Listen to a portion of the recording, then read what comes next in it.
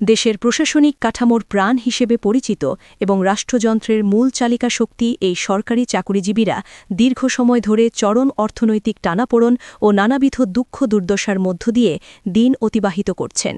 প্রিয় সরকারি চাকুরিজীবী ভাই ও বোনেরা, আজকের সকালের আপডেট নিউজে আপনাদের স্বাগতম। যারা আমাদের চ্যানেলে নতুন তারা এখনই চ্যানেলটি সাবস্ক্রাইব করুন, আর হ্যাঁ, অবশ্যই কমেন্ট করে জানাবেন আপনারা কে কোন জেলা থেকে আমাদের ভিডিওটি দেখছেন। তবে চলুন কথা না বাড়িয়ে আজকের সর্বশেষ সংবাদটি জেনে নিন। দ্রব্যমূল্যের এই ঊর্ধ্বগতির বাজারে তাদের পিঠ আজ দেয়ালে ঠেকে গেছে।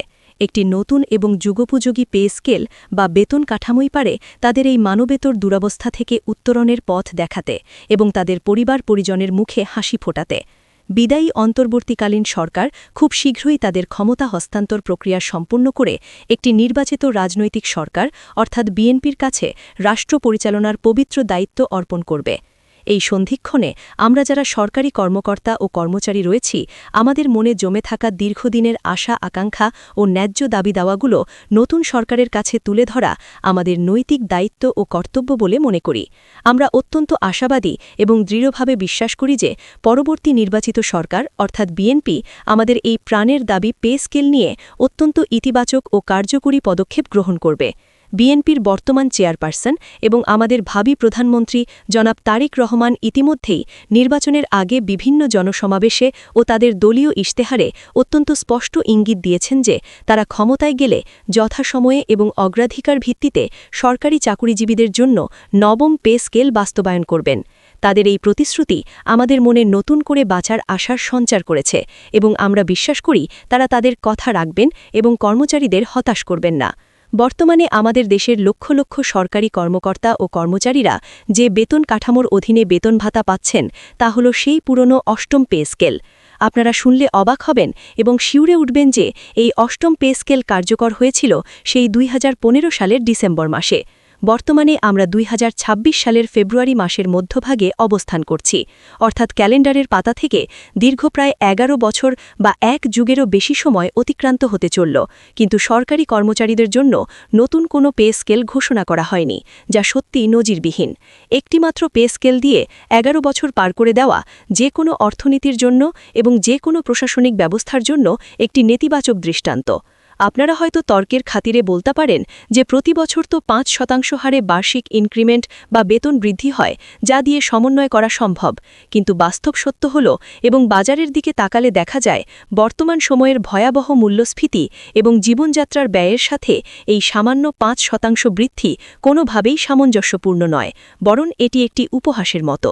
বিশেষ করে করোনা মহামারী পরবর্তী সময়ে এবং গত 4-5 বছরে বিশ্ববাজার ও অভ্যন্তরীণ বাজারে দ্রব্যমূল্য যে হারে জ্যামিতিক হারে বৃদ্ধি পেয়েছে তাতে সরকারি চাকুরিজীবীদের ত্রাহি অবস্থা।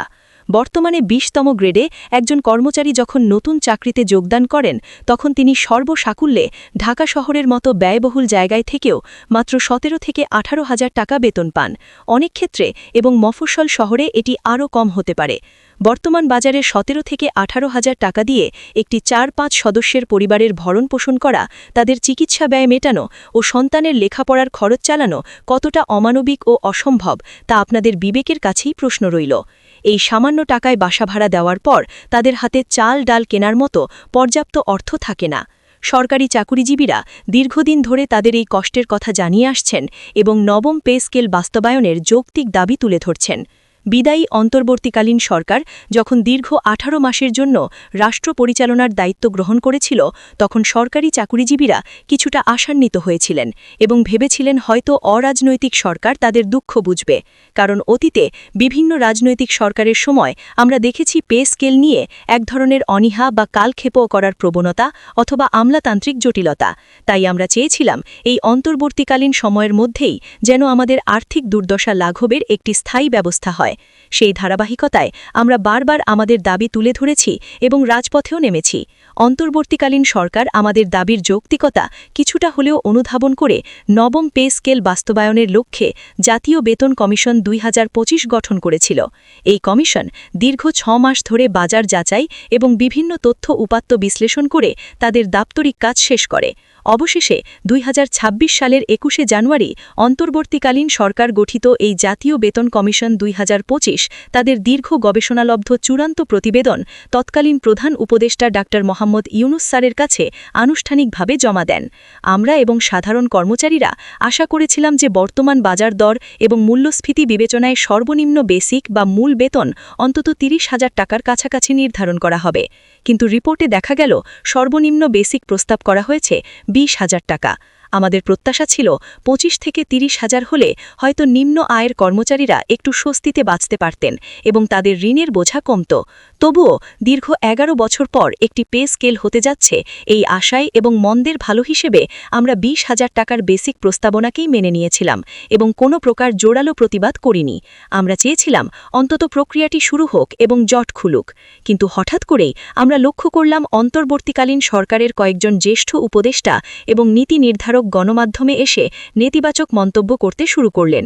তারা বলতে লাগলেন যে এই মুহূর্তে নবম পে স্কেল বাস্তবায়নের অর্থনৈতিক সক্ষমতা বা পরিকল্পনা তাদের নেই এবং এটি পরবর্তী সরকারের কাজ। তাদের এমন মন্তব্যে সাধারণ কর্মচারীদের মধ্যে চরম হতাশা ও ক্ষোভের সৃষ্টি হয় এবং তারা মনে করতে থাকেন যে তাদের সাথে প্রতারণা করা হয়েছে। আমরা বুঝতে পারলাম যে অন্তর্বর্তীকালীন সরকার শেষ মুহূর্তে এসে এই বিশাল অর্থনৈতিক দায়িত্ব এড়িয়ে যেতে চাইছে এবং দায়ভার নিতে চাইছে না। তবে অন্ধকারের মধ্যেও কিছুটা আশার আলো হল অন্তর্বর্তীকালীন সরকার পুরোপুরি হাত গুটিয়ে নেয়নি বা সব পথ বন্ধ করে যায়নি।